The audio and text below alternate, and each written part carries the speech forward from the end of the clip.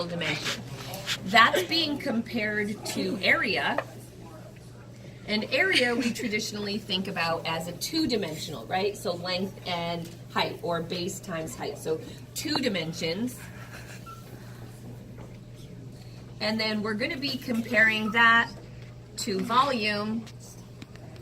And when we talk about volume, we're adding a 3rd dimension.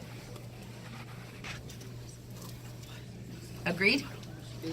So let's say that it talks about, we have a ratio of the lengths of 2 sides of a triangle that's in a ratio of 3 to 2. Those are the lengths of the sides. Side ratio. If the side ratio is 3 to 2, then the area ratio is going to be 3 to 2 by 3 to 2. So when you would multiply those for area, you're going to get 3 squared and 2 squared. So it would be 9 to 4 would be that ratio in 2 dimensions. Now if we take the same 2 triangles that were in a ratio, the side lengths were in a ratio of 3 to 2, then the volume is going to be 3 to 2 times 3 to 2 times 3 to 2. And so that's going to be 3 cubed to 2 cubed. So we're talking about 27 to 8 would be the ratio now.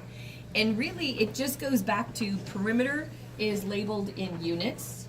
Area is labeled in units squared, also because of the 2 dimensions. And volume is labeled in units cubed, also because we're talking about 3 dimensions. So if I'm doubling, so let's say I'm doubling the length of each side, then what am I doing to the area? The area is not going to be doubled. The area is going to be times 4. And then the volume is not going to be doubled. The volume is going to be times 8. So that's what they're talking about when they're talking about a problem like this. So the only part that really gets tricky at all is when they start to say, okay, so the ratio of the areas is 9 to 25. What's the ratio of the perimeters? Well, if we got here by squaring, then we get back by doing the square root. So we would come back and it would be 3 to 5. And then now it would say, so maybe from here it says what's the ratio of the volumes? Well, you don't usually go directly from squared to cubing. So what you would do is go back here and then cube that. So then 3 cubed is 27 and 5 cubed is 125. Right? 5 times 5 is 25 times 5 is 125. So you have to just be aware of where you are. When a problem gets confusing like this for me, I just set this up again. I just write P, A, V.